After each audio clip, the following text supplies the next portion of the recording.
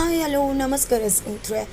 Finally ಇಲ್ಲಿ ಲಕ್ಷ್ಮಿ ಸರ್ಗ ಕಟ್ಟಿ ಇಲ್ಲ ಕೀರ್ತಿಗೆ ಗ್ರಹಚಾರ ಬಿಡಿಸೋಕೆ ಸಿದ್ಧವಲ್ಲ. ಹಾಗಾದರೆ ಕೀರ್ತಿ ಏನಪ್ಪ ರಂಪರಾಮಾಯಣ ಮಾಡ್ತಿದ್ದಾಳೆ? ಕೀರ್ತಿ ಅತಿರೇಕದ ವರ್ತನೆಗೆ ಗುಣ ಕೊಡ್ತಾಳ ಲಕ್ಷ್ಮಿ? ಏನಾಗ್ತದೆ ಇದನ್ನು ತಿಳ್ಕೊಬೇಕು ಅಂದರೆ ಈಗಲೇ ನಿಮ್ಮ ಈ ಚಾನಲ್ನ ಸಬ್ಸ್ಕ್ರೈಬ್ ಮಾಡಿ, ಹಾಗೆ ಒಂದು ವಿಡಿಯೋವನ್ನು ಪೂರ್ತಿಯಾಗಿ ನೋಡಿ. ಇಲ್ಲಿ ವೈಷ್ಣು ಮತ್ತು ಲಕ್ಷ್ಮಿ ಕಾಂಪಿಟೇಷನಲ್ಲಿ ವಿನ್ ಆಗ್ತಾರೆ. ಈ ಕಡೆ ಕಾವೇರಿ ಕೀರ್ತಿಗೆ ಅದನ್ನು ಸಹಿಸೋಕ್ಕಾಗೋದೇ ಇಲ್ಲ. ಬಿಕಾಸ್ ವೈಷ್ಣು ಮತ್ತು ಲಕ್ಷ್ಮಿ ಇಬ್ಬರು ಕೂಡ ಒಳ್ಳೆ ಪೇರಲ್ಲ ಅಂತ ಅನ್ನಿಸ್ಕೋಬೇಕು ಎಲ್ಲರೂ ಮುಂದೆ, ಎಲ್ರಿಗೂ ಗೊತ್ತಾಗಬೇಕು ಅಂತಲೇ ಅವರು ಈ ಕೆಲಸ ಮಾಡಿದ್ದು. ಆದರೆ ಇವರಂಥ ಬೆಸ್ಟ್ ಪೇರ್ ಸಿಗೋದೇ ಕಷ್ಟ ಅಂತ ಹೇಳಿ ಹೆಸರು ತಗೊಳಿದ್ರು. ಜೊತೆಗೆ ಸೂಪರ್ ದಂಪತಿ ಪ್ರೋಗ್ರಾಮ್ನ ಕೂಡ ವಿನ್ ಆಗ್ತಾರೆ. ಅಡೆತಡೆ ಒಡ್ಡಿದ್ರು ಕೂಡ ಎಲ್ಲವನ್ನ ಮೀರಿ ಲಕ್ಷ್ಮೀ ವೈಷ್ಣು ವಿನ್ ಆಗ್ತಾರೆ. ಈ ವಿನ್ನಿಂಗಿಂದ ಲಕ್ಷ್ಮೀ ವೈಷ್ಣುವಿಗೆ ತುಂಬಾ ಖುಷಿಯಾಗಿದೆ. ಈ ಒಂದು ಪ್ರಶಸ್ತಿ ನಿಮಗೆ ಅಂತ ಡೆಡಿಕೇಟ್ ಮಾಡ್ತಾನೆ ವೈಷ್ಣು. ಬಟ್ ಅದೆಲ್ಲ ನಂತರ ಈ ಕಡೆ ತಲೆ ಹುಚ್ಚಿಡ್ದಾಗಿದೆ ವೈಷ್ಣುವಿಗೆ.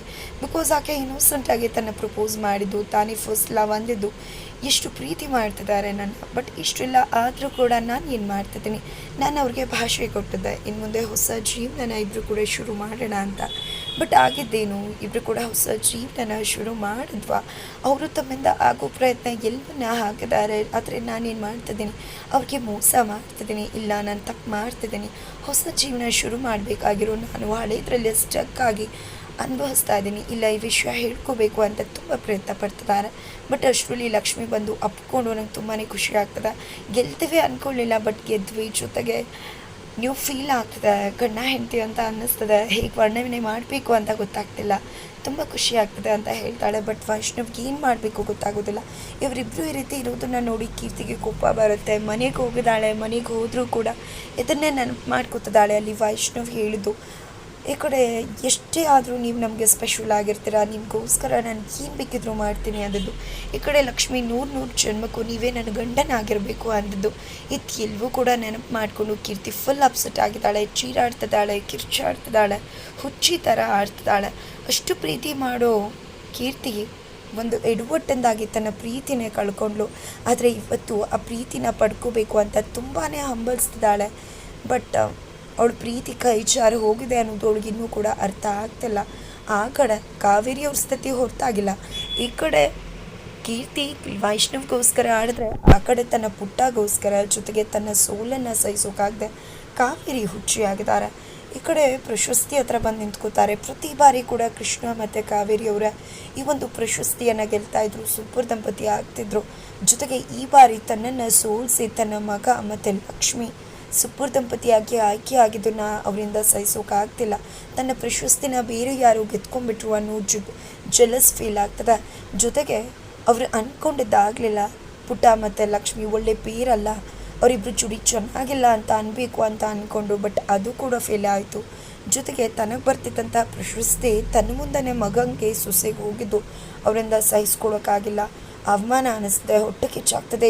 ರೀಸನ್ನೇ ತಾನೇ ಅಂತ ಹೇಳಿ ತನ್ನ ಕೋಪ ಎಲ್ಲವನ್ನ ಕೂಡ ಆ ಪ್ರಶಸ್ತಿ ಮೇಲೆ ತೀರಿಸ್ಕೋತಾರೆ. ಪ್ರಶಸ್ತಿನ ತೆಗೆದು ಕೆಳಗಡೆ ಹಾಗೆ ಬಿಸಾಡೇ ಬಿಡ್ತಾರೆ.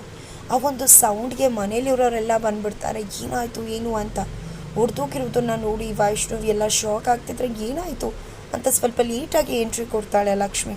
ಬಟ್ ಹೊಡೆದೋಗಿರೋದನ್ನು ನೋಡ್ತಿದ್ದೆ ಫುಲ್ ಶಾಕ್ ಆಗ್ತಾಳೆ. ಏನಪ್ಪ ಆಗೋಯ್ತು, ಹೀಗಾಯಿತು ಇದು ಅಂತ ಫುಲ್ ಎಮೋಷ್ನಲ್ ಆಗ್ತದಾಳೆ. ಬಿಕಾಸ್ ಆ ಒಂದು ಪ್ರಶಸ್ತಿ ತಮ್ಮ ಸೂಪರ್ ದಂಪತಿ ಅಂತ ಕೊಟ್ಟಿದ್ದು ಜಸ್ಟ್ ಒನ್ ಡೇ ಆಗಿಲ್ಲ, ಆಗಲೇ ಬ್ರೇಕ್ ಆಗಿದ್ದು. ಅವಳಿಗೆ ತುಂಬ ಸಂಕಟ ಆಗುತ್ತೆ.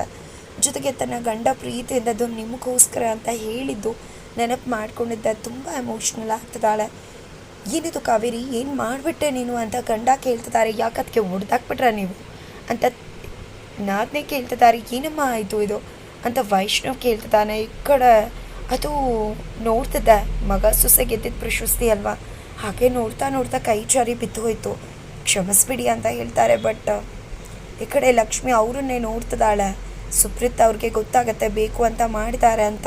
ಆದರೆ ನಂತರ ಬಂದತ್ತೆ, ನೋಡು ಲಕ್ಷ್ಮಿ, ಪ್ರಶಸ್ತಿ ಹೊಡೆದೋಗಿರ್ಬೋದು, ಆದರೆ ನಿನ್ನ ವೈಷ್ಣವ ಹೆಸರು ಹಾಗೆ ಇದೆ, ಸಮಾಧಾನ ಮಾಡ್ಕೊ, ಇದನ್ನು ಯಾರೂ ಕೂಡ ದೂರ ಬೇರೆ ಮಾಡೋಕ್ಕಾಗೋದಿಲ್ಲ ಅಂತ ಸಮಾಧಾನ ಮಾಡ್ತಾರೆ. ಆದರೂ ಕೂಡ ನನ್ನ ಗಂಡ ನನಗೋಸ್ಕರ ಎಷ್ಟು ಕಷ್ಟಪಟ್ಟು ಗೆದ್ಕೊಟ್ಟಿದ್ದು, ಎಷ್ಟು ಅಡೆತಡೆನ ಮೀರಿ ಅಂತ ಹೇಳಿ ತುಂಬ ಸಂಕಟ ಪಡ್ತಿದ್ದಾಳೆ. ಬಟ್ ಇದೆಲ್ಲದರ ನಡುವೆ ಬಿಗ್ ಟ್ವಿಸ್ಟ ನಡೀತಾ ಇದೆ. ಈ ಕಡೆ ತಾನೂ ಕೂಡ ಲಕ್ಷ್ಮಿ ಥರನೇ ಇರ್ತೀನಿ, ಆ ರೀತಿಯೇ ಇದ್ದರೆ ಅಲ್ವಾ ವೈಷ್ಣವ್ಗೆ ಇಷ್ಟ ಆಗೋದು, ನಾನು ಅವಳ ಥರನೇ ರೆಡಿ ಆಗ್ತೀನಿ, ಅವಳ ಥರನೇ ಬಿಹೇವ್ ಮಾಡ್ತೀನಿ ಅಂತ ಅಂದ್ಕೊಂಡಿದ್ದೆ. ಈ ಕಡೆ ಲಕ್ಷ್ಮಿ ಥರನೇ ಸೀರೆ ಹಾಕ್ಕೊಂಡು ಲಕ್ಷ್ಮಿ ಥರನೇ ಸ್ಟೈಲ್ ಮಾಡಿಕೊಂಡು ವೈಷ್ಣವ್ ಮನೆಗೆ ಬಂದಿದ್ದಾಳೆ ಕೀರ್ತಿ. ಲಕ್ಷ್ಮಿ ಹೆದರಾಗ್ತಾಳೆ. ನೋಡು ಲಕ್ಷ್ಮಿ, ಹೇಗೆ ಕಾಣಿಸ್ತಿದ್ದೀನಿ, ನಾನು ನಿನ್ನ ಥರನೇ ಸೀರೆ ಹಾಕ್ಕೊಂಡು ನಿನ್ನ ಥರನೇ ಬಂದಿದ್ದೀನಿ, ಯಾರು ಚೆನ್ನಾಗಿ ಕಾಣಿಸ್ತಿದ್ದಾರೆ ಸ್ಯಾರಿಲಿ ಅಂದಾಗ ಏನು ಮಾಡ್ತಿದ್ದೀರಾ ನೀವು, ಯಾಕೆ ಈ ರೀತಿ ನಡ್ಕೋತಿದ್ರ, ಏನಿದು ಅವತಾರ ಅಂತ ಲಕ್ಷ್ಮಿ ಪ್ರಶ್ನೆ ಮಾಡ್ತಿದ್ರೆ. ಅದೆಲ್ಲ ಬೇಡ, ನಾನು ಚೆನ್ನಾಗಿ ಕಾಣಿಸ್ತಿದ್ದೇನೆ ಆ ಸೀರೆಯಲ್ಲಿ, ನೀನು ಚೆನ್ನಾಗಿ ಕಾಣಿಸ್ತಿದ್ಯಾ, ನಾನು ಚೆನ್ನಾಗಿ ಕಾಣಿಸ್ತಿದ್ದೇನೆ, ಬಾ ಅತ್ತೆ ಮಾವನೇ ಕೇಳ ಇಬ್ಬರಲ್ಲಿ ಕೂಡ ಯಾರು ಚೆನ್ನಾಗಿ ಕಾಣಿಸ್ತಿದ್ದಾರೆ ಅಂತ ಅಂದ್ಕೊಂಡಿದ್ದೆ. ತುಂಬ ವಿಚಿತ್ರವಾಗಿ ಬಿಹೇವ್ ಮಾಡ್ತಿದ್ದಾಳೆ. ಎಳ್ಕೊಂಡು ಲಕ್ಷ್ಮಿನ ದರ ಅಂತ ಒಳಗಡೆ ಕರ್ಕೊಂಡು ಬರ್ತಾಳೆ. ಈ ಕಡೆ ಲಕ್ಷ್ಮಿಗೆ ಏನಿದು ಹುಚ್ಚಾಟ ಅಂತ ಅನಿಸೋಷ್ಟರಲ್ಲಿ ಅತ್ತೆ ಮಾವ ಯಾರಿಬ್ಬರು ಸೀರಿಯಲ್ ಚೆನ್ನಾಗಿ ಕಾಣಿಸ್ತಿದ್ದಾರೆ, ಯುಗಾದಿ ಹಬ್ಬದ ಶುಭಾಶಯಗಳು, ನಾನು ಹೇಗೆ ಕಾಣಿಸ್ತಿದ್ದೀನಿ ಅಂತ ಕೇಳ್ತಿದ್ದಾಳೆ.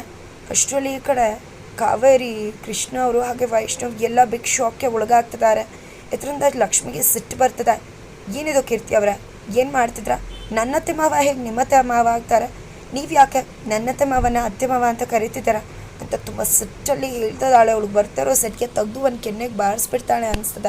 ಹಾಗಾದ್ರೆ ಹಂಗಮ್ಮ ಏನಪ್ಪ ಆಗತ್ತೆ, ಯಾವ ರೀತಿ ಬಿಡಿಸ್ತಾಳ, ಅದಕ್ಕೂ ಒಂದು ಟ್ವಿಸ್ಟ್ ಸಿಗತ್ತೆ.